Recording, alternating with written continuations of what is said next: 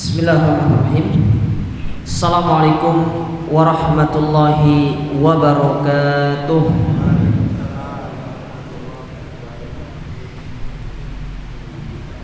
Innal hamdalillah nahmaduhu wa nasta'inuhu wa nastaghfiruh wa na'udzu billahi min shururi anfusina wa min sayyiati a'malina.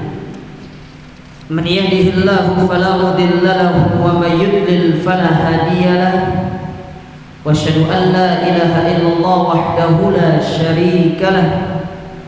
Wa asyhadu anna Muhammadan abduhu wa rasuluh. Ya ayyuhalladzina amanu taqullaha haqqa tuqatih wa la tamutunna illa wa antum muslimun. Ya ayyuhan nasu taqu rabbakumul ladzi khalaqakum min nafsin wahidah wa khalaqa minha zawjaha wa batha minhuma rijalan katsiran wa nisaa'a wattaqullaha alladzi tasaaluna bihi wal arham innallaha kana 'alaikum raqiba. Amma ba'du, kaum muslimin wal muslimat, para ikhwan dan akhwat, para jamaah Masjid Al-Hikmah yang semoga senantiasa dan dimuliakan oleh Allah Subhanahu wa ta'ala. Alhamdulillah, kita bersyukur kepada Allah Subhanahu wa ta'ala atas segala kenikmatan yang Allah anugerahkan kepada kita sampai saat ini. Nikmat iman, nikmat Islam, nikmat kita masih dimudahkan oleh Allah Subhanahu wa ta'ala untuk mempelajari tentang agama Allah yang mulia ini, sehingga dengan kita belajar kita bisa mengangkat kebodohan, mengangkat kejahilan dari diri kita. Dan mengangkat kejahilan dari diri itu, para jamaah, itu merupakan salah satu nikmat yang sangat agung di sisi Allah Subhanahu wa ta'ala. Al-Imam Ibnul Qayyim Al-Jauzi, beliau pernah mengatakan di dalam sebuah ungkapan beliau yang sangat indah, beliau menyebutkan al-ilmu aslu kulli khair. Ilmu itu merupakan pangkal segala kebaikan. Wal jahlu aslu kulli syarrin. Sedangkan kejahilan itu merupakan pangkal dari segala keburukan. Maka terus semangat kita belajar, karena dengan kita belajar berarti kita sedang berjalan dan menuju proses kebaikan, menjadi manusia yang baik, menjadi hamba yang baik. Sedangkan orang-orang yang enggan untuk belajar, tidak mau mempelajari tentang Islam, maka pada hakikatnya dia sedang berada dan ingin terus berada di atas keburukan. Ma'asyiral muslimin, sidang salat Jumat, ma'asyiral muslimin, jamaah yang dirahmati dan dimuliakan oleh Allah, malam hari ini kita akan melanjutkan kajian kita. Masih kita membaca kitab 175 Jalan Menuju Surga yang ditulis oleh Fadilatul Syekh Nayyib Ibn Mamduh Al-Su'ud. Dan malam hari ini kita akan masuk pada halaman yang ke-13, yaitu poin yang kedua, cara penghuni surga masuk ke dalam surga. Tapi sebelumnya saya mau tanya dulu. Nah, ini ada hadiah. Ya, tanya dulu. Ya. Hadiahnya ini satu-satu atau boleh dua? Dua aja. Satu-satu aja. Oh iya. Pertanyaan. Angkat tangan. Siapa jawab? Jadwal yang kita angkat tangan dulu baru kita tanya.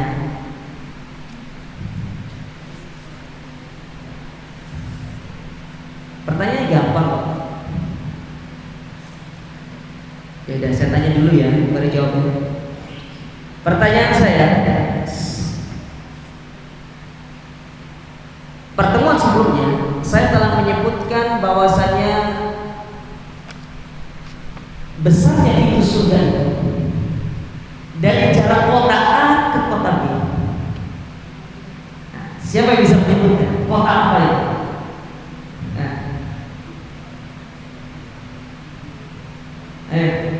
yang nyata insya Allah bisa jawab. Ayo. Dari kota apa ke kota apa? Ibu-ibu ndak boleh searching, ndak boleh cari di Google.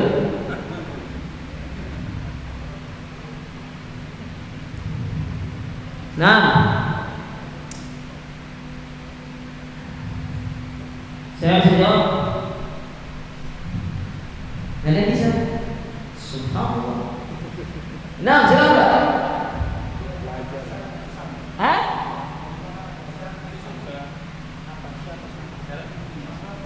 Apa? Habasya. Habasya ke? Baik, kurang tepat. Tapi saya kasih hadiah karena tadi jawab. Kasih hadiah. Tolong. Siapa bisa? Ayo.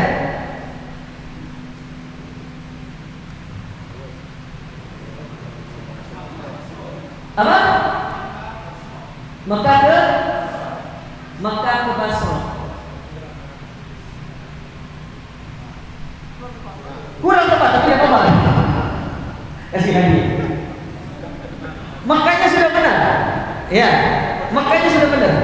Ibu-ibu sekarang. Ibu-ibu saya mau jawab. Dari mana, Bu? Dari Mekah ke mana? Saya enggak dengar suaranya tapi ya. Gini aja. Perwakilan satu orang. Siapa yang jadi perwakilan? Antum saja, Pak. Dari mana?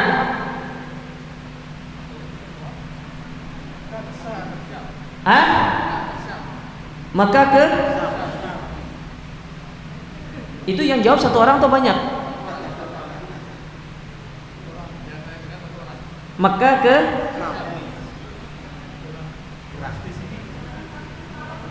Sudah hampir benar. Siapa bisa jawab? Ini kalau tidak bisa jawab saya tidak kasih hadiah ini, karena ini hadiah inti soalnya. Ya. Siapa bisa jawab? Dari Mekah ke? Ayo, siapa bisa jawab?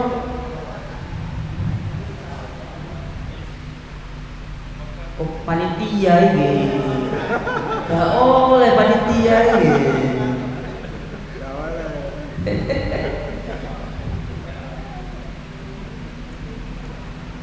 Dari Mekah ke mana? Ayo. Tadi sudah hampir benar, Mekah ke Basra itu. Cuma Basra salah. Siapa? Yang di luar. Siapa bisa jawab? Wah, nggak mari pengajian kita ini. Ibu-ibu, ada yang mau jawab lagi? Yang nyatat pasti tahu.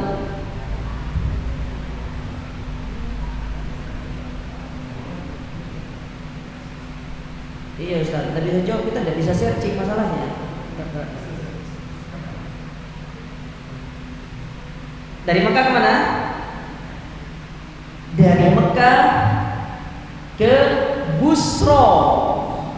Kalau Basra itu Irak, kalau Busra itu Syam. Syam itu umum, di spesifik ke Busra. Atau dari Mekah ke mana?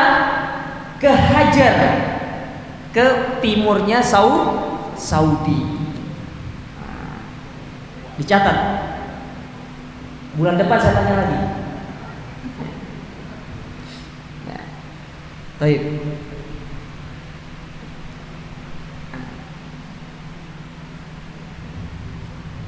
Ya itu apa namanya? Jarak dari atau lebar pintunya, besar pintu. Ini kan berapa meter? Kira-kira 1,5 meter lah ya. Nah, ini Kalau pintu surga itu satu pintu lebarnya dari Mekah ke Busra atau Mekah ke Hajar. Kalau dikonversikan ke dalam kilo 1272, ya sekitar segitulah kilometer. Berarti dari sini kemana? Jakarta PP.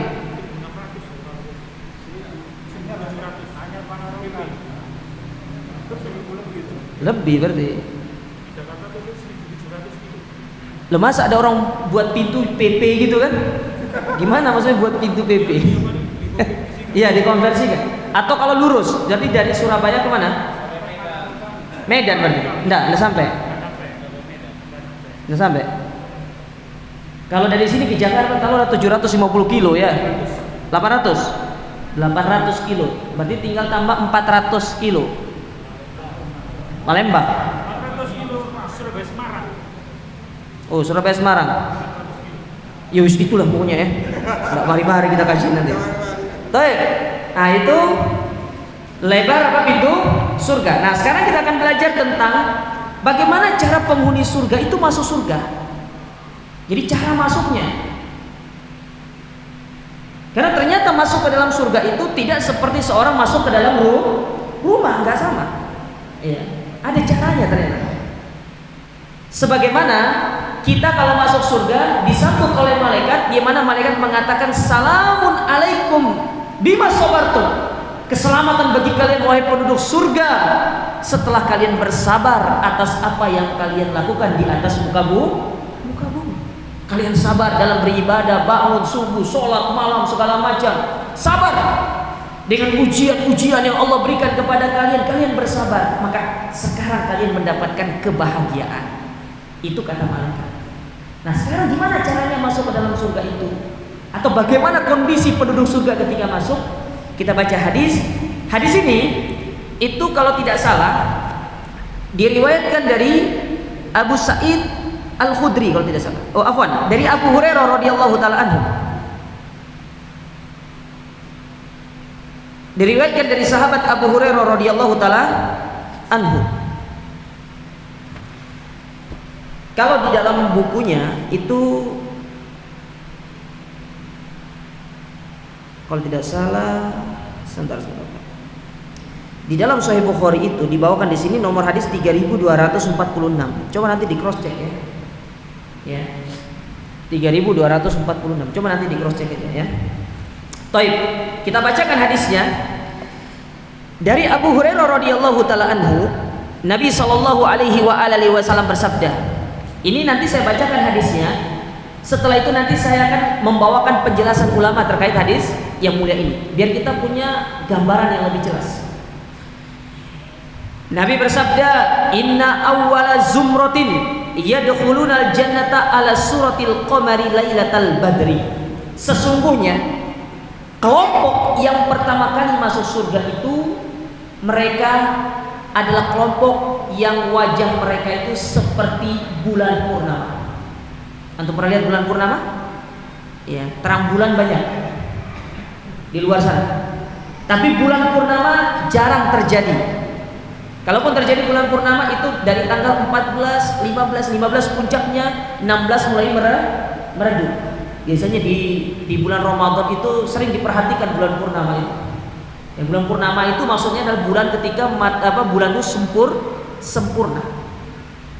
Nah, bulan purnama ini itu diibaratkan oleh Nabi SAW nanti di akhirat ketika kita masuk surga nanti akan ada babnya, ya. Babnya itu ketika kita melihat Allah seperti kita melihat bulan purnama, jadi terang benderang, tidak berdesak-desakan. Nah, kita kan biasa kalau ada kecelakaan kan desak, saya ini Pak, saya ingin lihat, nah gitu. Kalau ini tidak perlu mereka berdesak-desakan. Semua penduduk surga bisa melihatnya dari tingkatan yang paling atas sampai tingkatan yang paling bawah, semua akan bisa melihat Allah Subhanahu wa taala. Jadi kelompok yang pertama itu seperti bulan purnama. Walladzina yalunahum asyadda qawqabi durriyin fis sama'i idha'atan. Adapun kelompok berikutnya yang masuk ke dalam surga seperti bintang yang sangat terang benderang. Tapi kalau kita bandingkan di langit, cahaya mana yang lebih terang? Cahaya bulan atau cahaya bintang?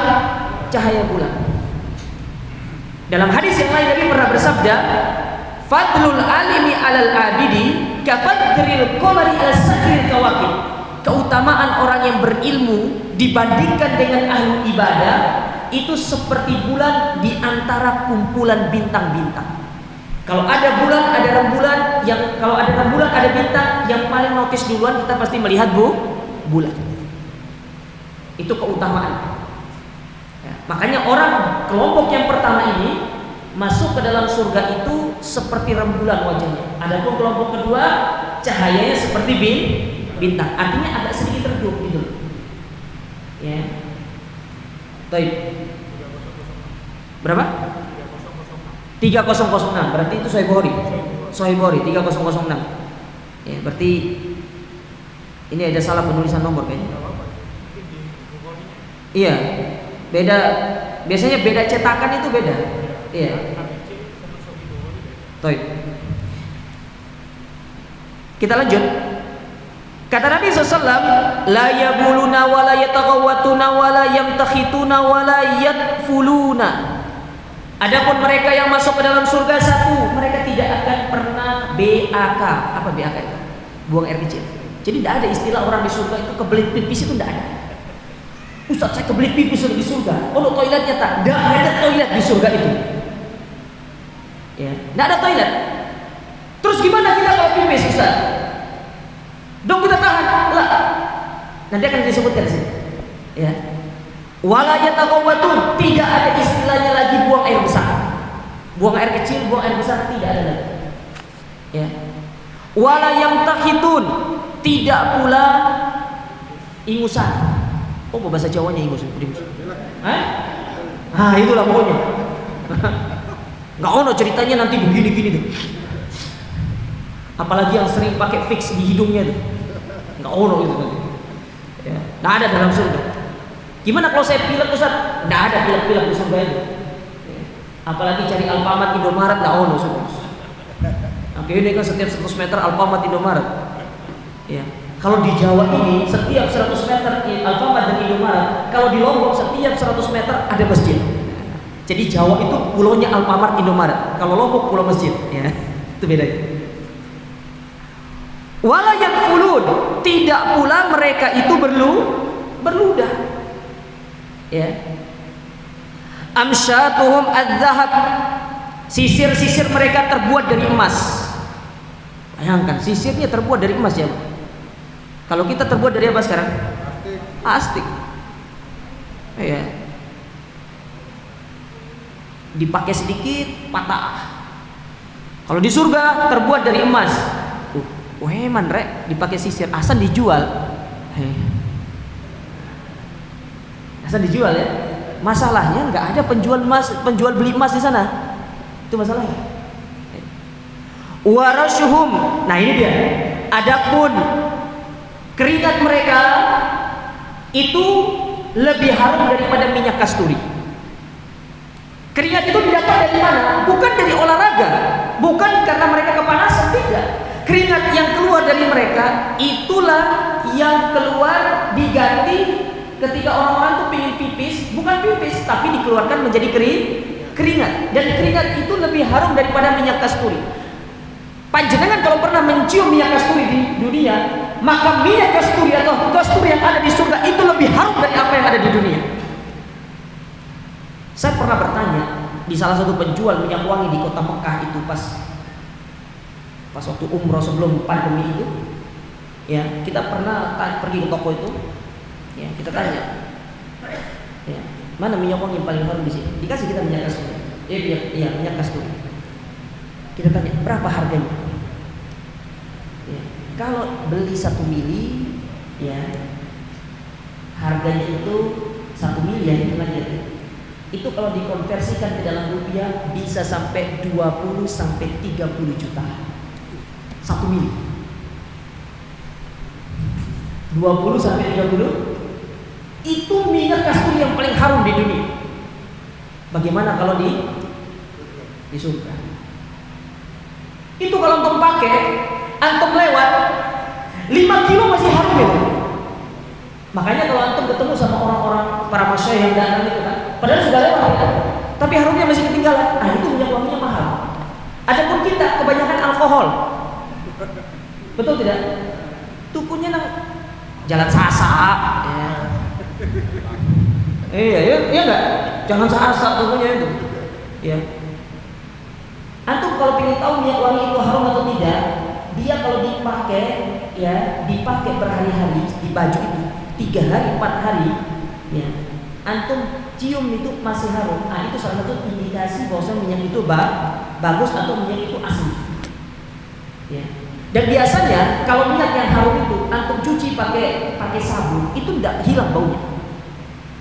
Nah, itu minyak-minyaknya orang Saudi. Nah, kita ya sing harga 1 mili 5.000 itu wis cukup. Ya.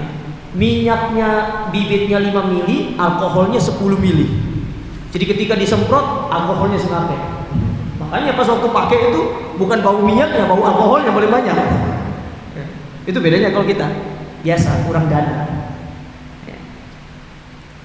Nah itu keluar dari tubuh kita, jadi tidak kencing, tidak ada orang kencing itu di surga itu. Ketika keluar, piling tipis jadi keringat, dilap harum, sudah selesai pipisnya. Tidak ada lagi pergi cari toilet, kita lagi kendara cari mana pom bensin ini, ke balap tipis, tidak ada, sudah di surga seperti itu. Lalu apa kata Nabi SAW? Wa majamiruhum, adapun tempat bukhur mereka, aluwatu, itu terbuat dari batang kayu gaharu dari India. Ya, tahu buhur kan? Buhur yang dibakar itu loh. Gaharu. Yang harum. Kalau kita kan tempatnya kan ada dari plastik, dari yang itu kan. Ketahuan udah pernah bakar buhur antum ini. Duduk aromaterapi re. Ya. Ini bahasa kita minyak nyong-nyong itu. Buhur itu yang dibakar dulu. Ya, bukan dupa, beda. Antum mau jadi orang Hindu tadi dupa. Bukan itu. Ada khususnya dia. Itu kan harum kan. Biasanya kalau orang-orang Arab tuh di rumahnya dia. Ya. Nah, itu tempatnya terbuat dari batang kayu gaharu India. Wa azwajuhum al-hurul ain. Adapun istri-istri mereka adalah para bidadari yang cantik jelita. Cantik.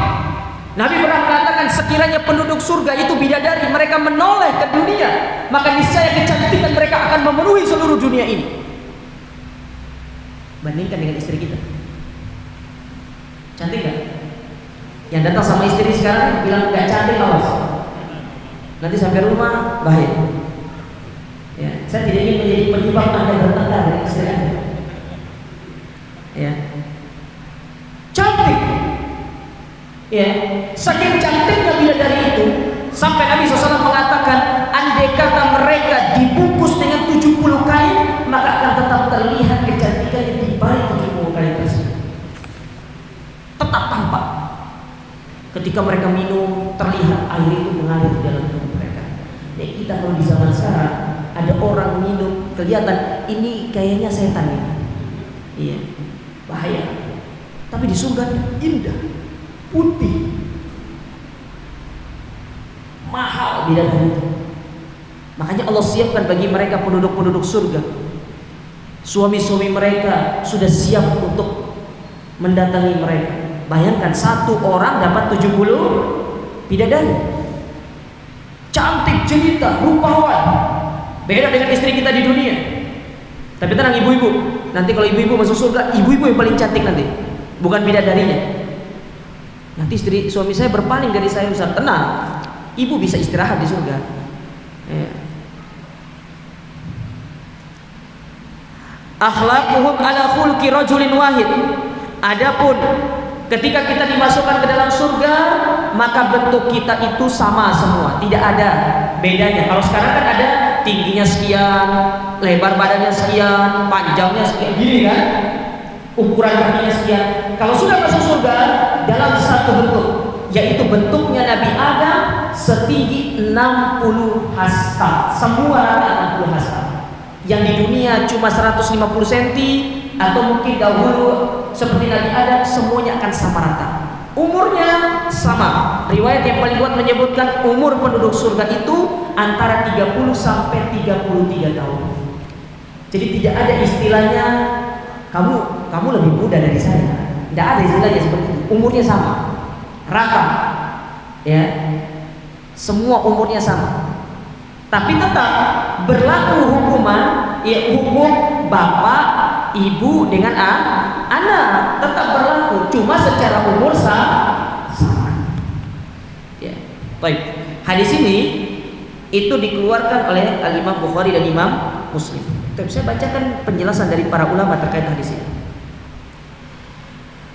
Disebutkan di sini, karena Nabi sallallahu alaihi wasallam yasiful jannata wa ma fiha minan na'im.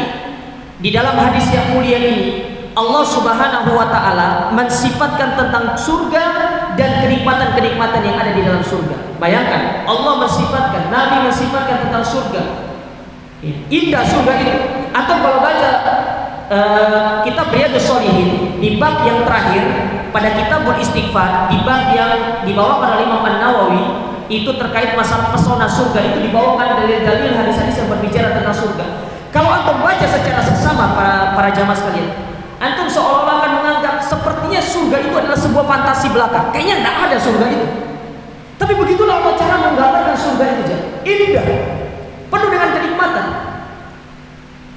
Dalam Al-Quran Allah sebutkan bagaimana surga itu, pohon-pohon surga kutufuha daniyah, pohon-pohonnya itu rendah. Kalau sekarang ya kita kalau ingin ngambil buah, apalagi kalau tinggi, harus pakai alat kan. Kalau nggak pakai tangga ya pakai apa namanya? Ya pakai galah. Kalau surga enggak, kutufuha daniyah, tumbuh-tumbuhannya rendah. Di sini ada beberapa tafsir dari kalangan para ulama. Yang pertama menyebutkan kutufuha daniyah, buah-buahnya rendah, maksudnya memang rendah. Jadi kalau dipetik itu tinggal gini, tidak perlu kita begini. Ada kan orang yang jinjit gitu, ada kan harus seperti ini. Kalau di surga enggak, memang dekat ya. Ketika tangan kita meraih buah itu bisa diraih dengan gampangnya. Itu tafsir yang pertama.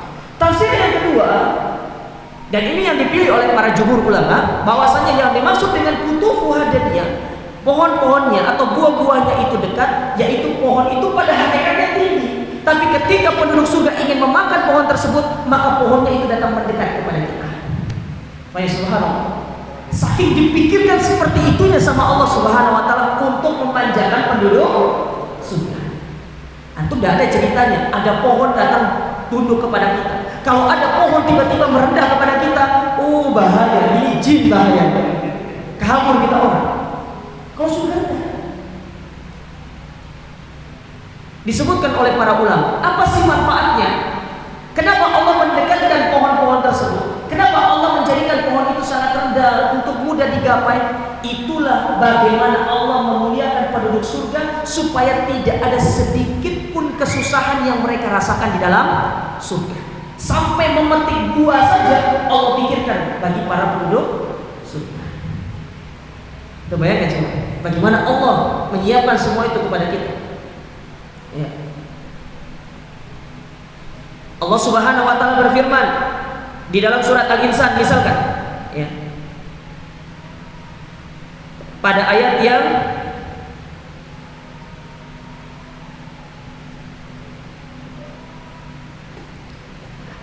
ke-19, apa kata Allah Subhanahu wa taala? Ini sebenarnya disebutkan di ayat yang ke-17, 18. Tapi coba diperhatikan ayat yang ke-19.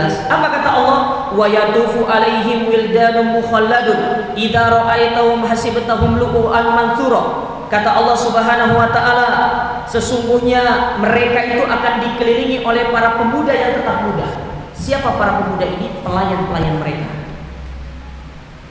Disebutkan dalam sebagian tafsir, yang dimaksud dengan para pemuda ini yaitu anak-anak kecil. Anak-anak kecil. Jadi yang akan menjadi pelayan penduduk surga itu anak-anak kecil. Bagaimana sifat mereka? Apabila kamu melihatnya, kamu kira mereka itu seperti mutiara yang bertaburan. Maksudnya bagaimana? Pelayannya banyak.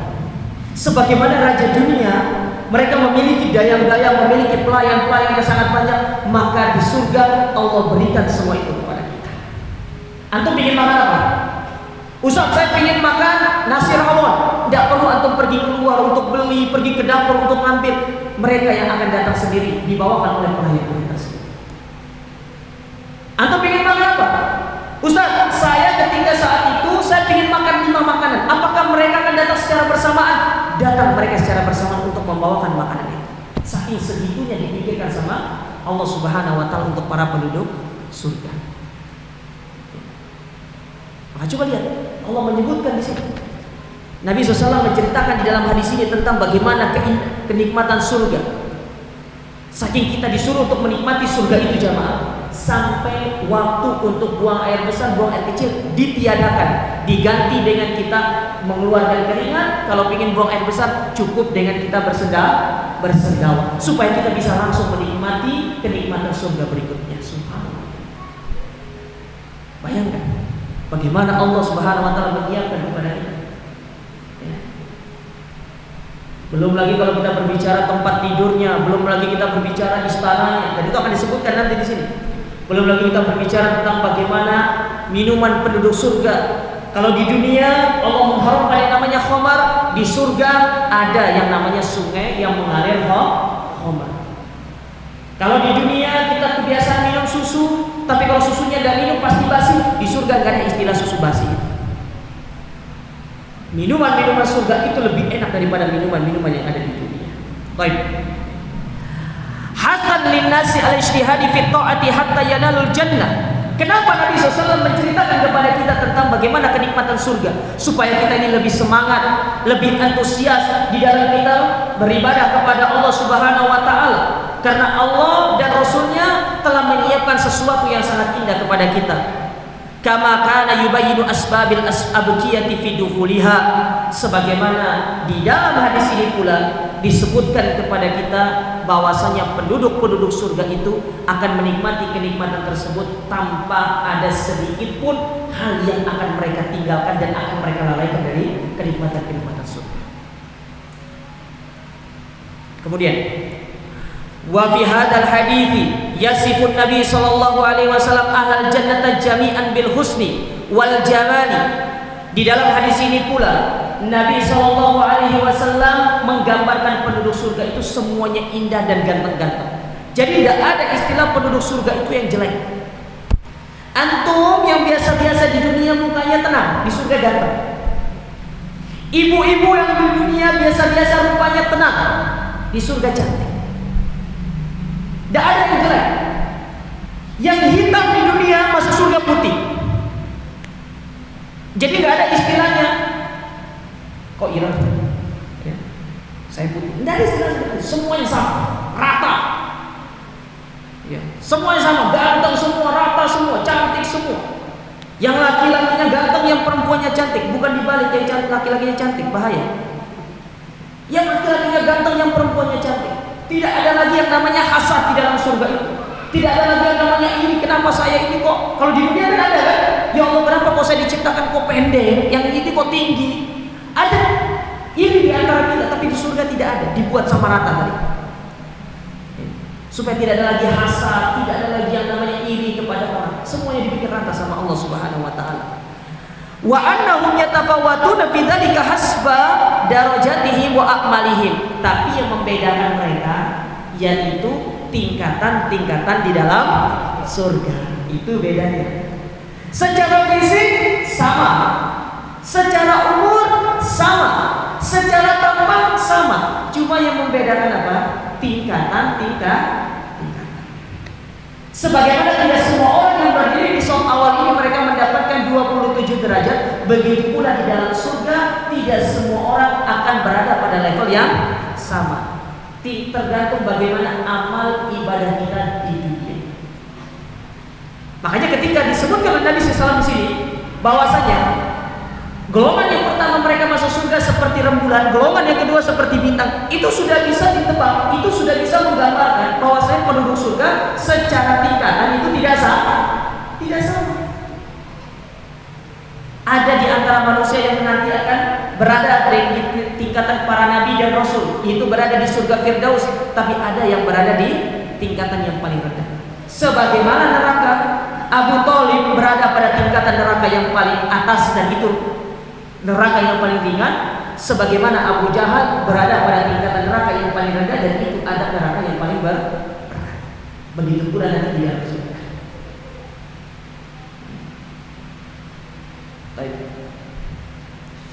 Fa awwalu ta'ifatin tadkhulul jannata takunu kal qamari lailatal badri wa hiya lailatul rabi asyar hina takmulul istidratuhu. Golongan yang pertama yaitu mereka yang masuk surga seperti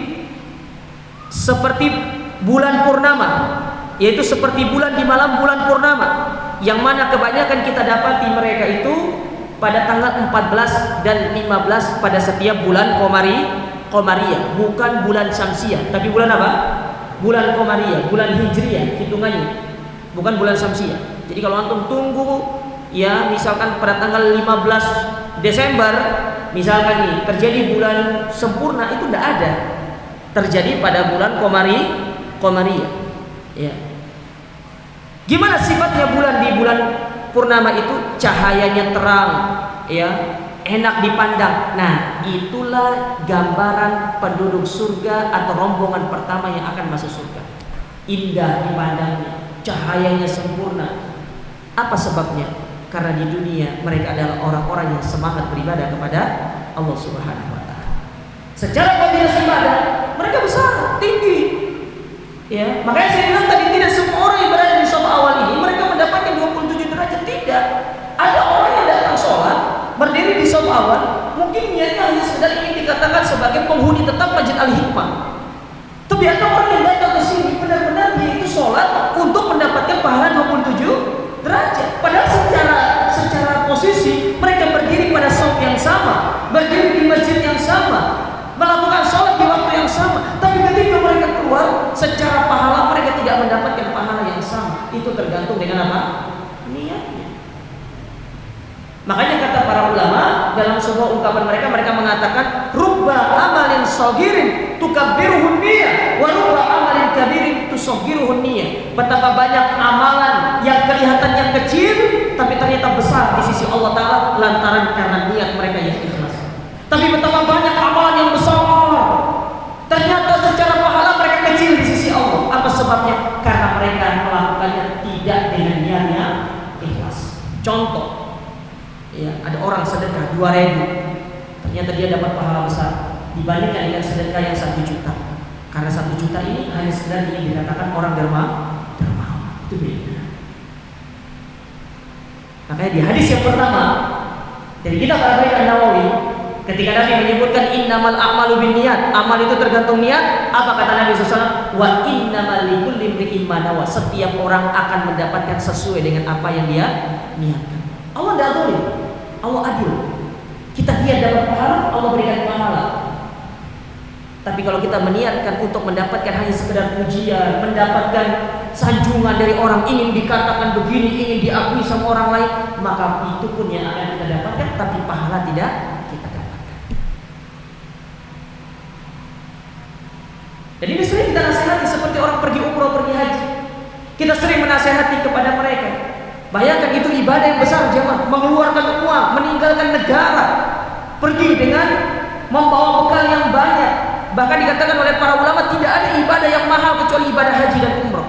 Jangan sampai ibadah yang mahal setelah uang kita keluarkan, harta kita keluarkan, ya fisik kita korbankan, sampai di sana kita pulang bukan mendapatkan apa yang dijanjikan oleh Nabi SAW. Al-hajjul mabrur laisa lahul jazaa illal jannah. Haji yang mabrur itu balasannya adalah surga. Jangan sampai kita tidak mendapatkan itu lantaran karena kita pulang hanya ingin dipanggil sebagai Pak Haji. Nah, jangan. Wallah, itu tidak bermanfaat. Kita bisa berbangga dengan kita dikatakan kita Pak Haji, kita dikatakan ini, tapi pahala yang besar yang Allah janjikan kepada kita, kemana lari? Yang seharusnya itu bisa mengangkat derajat kita, bisa mengangkat surga kita, tapi karena niat kita yang salah, ibadah tersebut tidak bisa menjadi sebab kita dimasukkan ke dalam surga yang tinggi.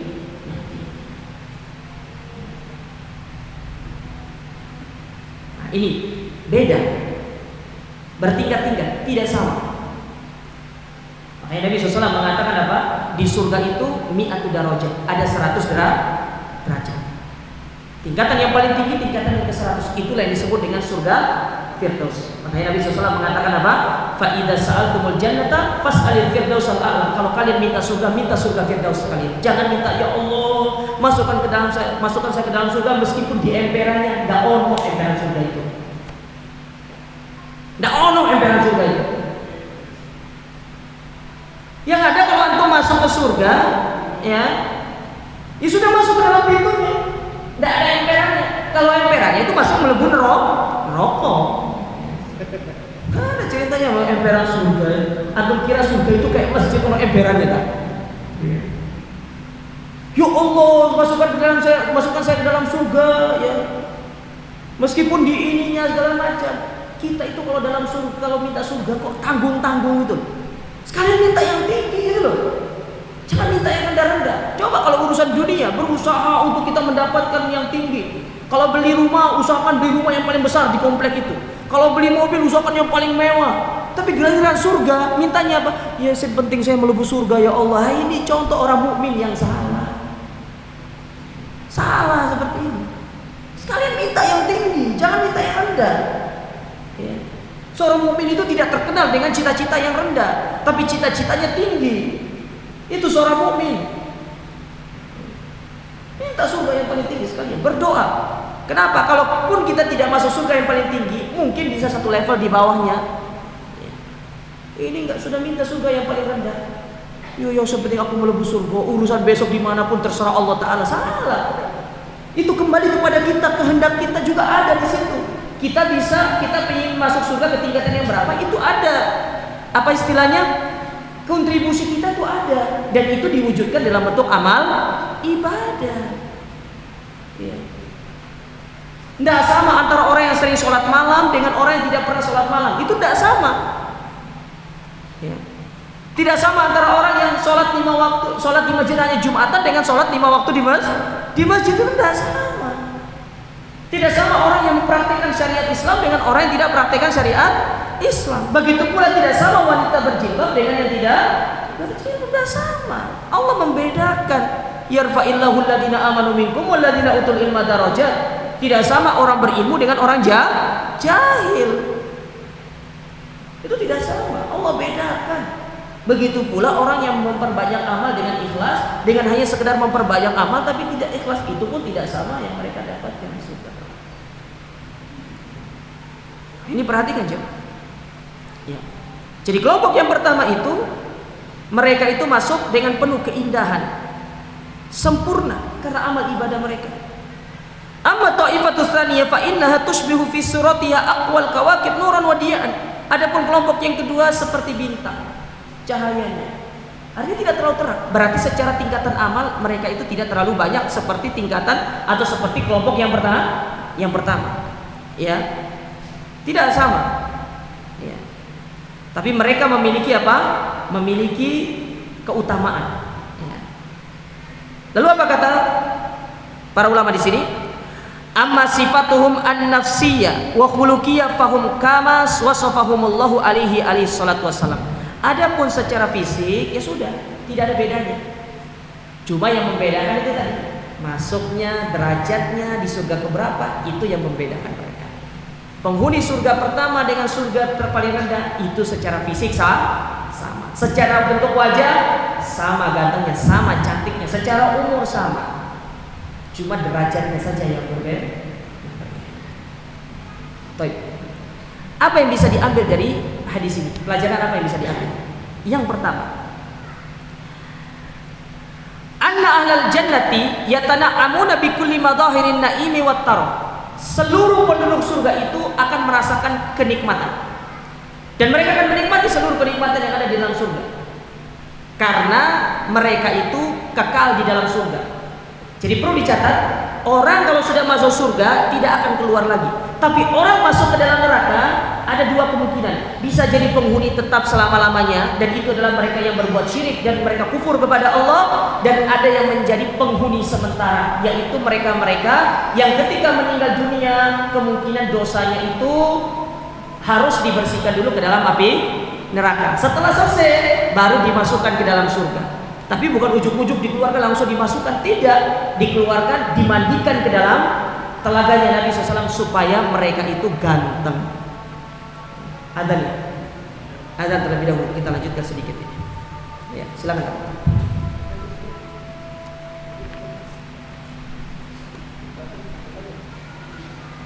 Penduduk surga itu akan menikmati segala kenikmatan-kenikmatan surga. Tidak ada yang terlewatkan dari mereka. Maka sebagaimana yang kita katakan, bahwasanya orang yang sudah masuk ke dalam surga mereka tidak akan keluar. Akan tetapi orang yang masuk ke dalam neraka itu ada dua kemungkinan. Kemungkinan yang pertama, dia akan menjadi penghuni yang kekal abadi kalau dia meninggal di atas kesyirikan dan kekufurannya. Adapun yang kedua, mereka akan dikeluarkan dari surga, dari neraka kalau mereka itu hanya sebatas meninggal di atas dosa besar. Tapi ingat, meskipun dosa besar, dosa kecil bukan sebab kita kekal di dalam api neraka, namun kita tidak boleh meremehkan dosa-dosa tersebut. Tetap tugas kita adalah menjauhkan diri kita dari segala macam dosa. Adapun terjatuh ke dalam kesalahan, terjatuh dalam kekhilafan, maka itu sudah menjadi sifat bawaan dan tabiat manusia. Kullu bani Adam khata', setiap anak Adam itu pasti salah. Tapi sebaik-baik orang yang melakukan kesalahan itu segera dia bertobat kepada Allah Subhanahu wa taala. Kemudian yang kedua, pelajaran yang bisa diambil dari hadis yang mulia ini, annal jannata mutahharatun anil aqdar, bahwasanya surga itu terbebas dari segala macam bentuk perkara-perkara yang buruk. Mana contohnya perkara yang buruk? Omongan-omongan meso itu tidak ada di surga. Tidak ada di surga. Semua ucapannya baik.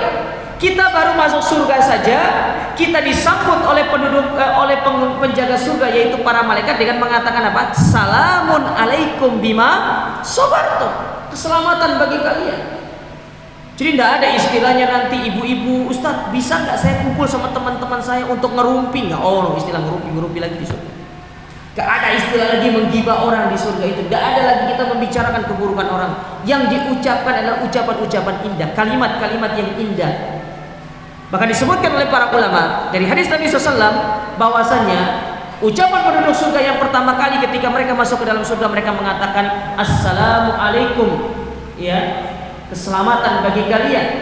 Lalu kita mengucapkan alhamdulillah, kita bersyukur kepada Allah, kita bertahmid kepada Allah, dan kita mengucapkan pujian-pujian kepada Allah sebagai bentuk rasa syukur kita tatkala kita diselamatkan dari api neraka dan sudah dimasukkan ke dalam surga.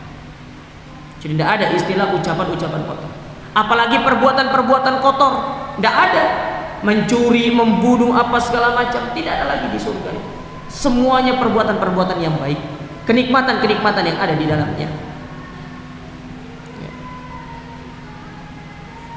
Ini sebagai bentuk balasan yang Allah berikan kepada orang-orang yang bersabar atas segala ujian, atas segala perintah-perintah yang Allah Subhanahu wa taala perintahkan kepada kita selama di dunia. Kemudian yang terakhir, yang ketiga, di antara pelajaran yang bisa diambil dari hadis ini, dalilun ala dukhuli ahlil jannati ilaiha jama'atan ba'da jama'atin, bahwasanya masuk surga itu secara apa sih ini? Rombongan, bukan rombong ya. Rombong itu apa kan? Ya, bakso itu rombong itu. Berkelompok-kelompok. Sebagaimana Allah sebutkan di dalam surat Az-Zumar ayat yang ke-73, wasiqal ladzina taqaw rabbahum ilal jannati zumara. Masuk ke dalam surga secara berkelompok-kelompok. Nah, kalau kita bawa hadis ini ke pertemuan yang pertama dulu, hadis yang berkaitan dengan pintu surga. Kenapa pintu surga pada saat itu ternyata bisa sesak, bisa ramai? Karena mereka itu ada satu kelompok ketika masuk ternyata banyak. Karena tidak masuk satu-satu. Bukan kayak kita cek suhu dulu baru masuk. Nah, atau check in dulu di Peduli Lindungi, baru bisa masuk. Nggak gitu. Jadi bersama-sama masuk ke dalam surga. Tiba-tiba satu momen karena kelompoknya banyak, makanya berdesak-desakan. Ya. Tapi bukan berarti berdesak-desakan itu karena surganya sesak, tidak. Bahkan surga itu berkata, apakah ada lagi penduduk surga yang belum masuk? Oh, masih ada, nanti di dalam neraka ini masih diadab. Sehingga dari sini para ulama mengatakan apa? Kapan pintu surga itu ditutup dan tidak akan dibuka lagi? Ketika penduduk surga yang terakhir yang sedang diadab di dalam api neraka itu dikeluarkan oleh Allah dan dimasukkan ke dalam surga, itulah pintu surga terakhir dibuka dan ditutup selama-lamanya. Kalau sudah tidak ada lagi yang diadab di dalam neraka, maka sudah tidak ada lagi yang akan masuk ke dalam surga. Tinggal mereka siapa? Orang-orang musyrikin dan orang-orang kafir. Begitu pula neraka, pintu neraka itu kapan ditutup? Ketika seluruh penduduk surga itu yang sedang ditebus dosa-dosanya itu dikeluarkan barulah pintu neraka itu ditutup seluruhnya dan tidak ada lagi yang akan keluar dari surga dan neraka. Nah, tatkala pintu surga ditutup, pintu neraka ditutup, disitulah terjadi dialog penduduk surga dengan penduduk neraka. Penduduk surga bilang, apa kata penduduk surga? Aku bersyukur dahulu di dunia, aku capek, aku lelah beribadah. Ini yang Allah berikan kepadaku. Sedangkan penduduk neraka kata mereka, aku menyesal kenapa dulu di dunia aku tidak melelahkan diriku untuk ibadah kepada Allah. Maka salah satu permintaan mereka orang-orang yang dimasukkan ke dalam neraka, terutama orang-orang kafir kepada Allah Ta'ala, apa kata mereka? Qala rabbirji'uni la'alli a'malu shalihan fima taraktu kalla. Ya Allah, kembalikan aku ke dunia. Aku udah mau masuk neraka, aku mau lelah, aku mau ibadah, aku mau melakukan ketaatan kepadamu supaya aku bisa mengikuti mereka yang masuk ke dalam surga itu. Apa jawaban Allah Ta'ala? Innaha kalimatun huwa qailuha. Sekali-kali tidak, nasi sudah menjadi bubur. Sudah selesai. Makanya penyesalan itu bukan di akhirat, penyesalan itu di sini. Karena kalau kita menyesal di sini, kita masih bisa memperbaikinya. Tapi di akhirat tidak ada lagi yang namanya penyesalan. Tinggal kita apa? Mempertanggungjawabkan segala apa yang kita kerjakan. Makanya Ali bin Abi Thalib radhiyallahu taala, saya tutup kajian ini dengan nasihat Ali bin Abi Thalib. Apa kata Ali bin Abi Thalib radhiyallahu taala ketika beliau berpidato di hadapan para sahabat-sahabatnya? Beliau mengatakan, ayuhan nas, ya, al-yauma amal wa hisab. Sekarang ini kita beramal, sekarang ini tempatnya kita memperbanyak amal ibadah. Kalau salah masih bisa diperbaiki, kalau kita melakukan kesalahan masih kita bisa bertobat kepada Allah. Tapi besok di akhirat hisabun wala amal, yang ada perhitungan. Tidak ada lagi kita akan mengatakan saya mau beramal, saya mau begini. Sekarang di dunia tempatnya. Anda punya salah sama orang, sekarang di dunia minta maafnya. Anda punya kesalahan kepada Allah Ta'ala, sekarang kita bertobat kepada Allah, jangan besok. Mungkin hubungan kita dengan Allah, kesalahan kita dengan Allah bisa dimaafkan sama Allah Ta'ala, tapi kesalahan kita sesama manusia, itulah yang akan menyebabkan kita nanti akan di head to head sama Allah Ta'ala. Kita disidang satu-satu. Kamu dulu, kenapa kamu berbuat zalim sama saya? Saya tidak mau, kamu harus bertanggung jawab. Apa yang bisa kita berikan? Pahala kita. Itu pun kalau kita punya pahala. Kalau tidak punya, dosa dia yang akan diberikan kepada kita. Dosa sendiri sudah berat untuk dipikul, apalagi dosa orang lain. Subhanakallahumma rabbana wa bihamdika, asyhadu an la ilaha illa anta astaghfiruka wa atubu ilaik. Wassalamualaikum warahmatullahi wabarakatuh.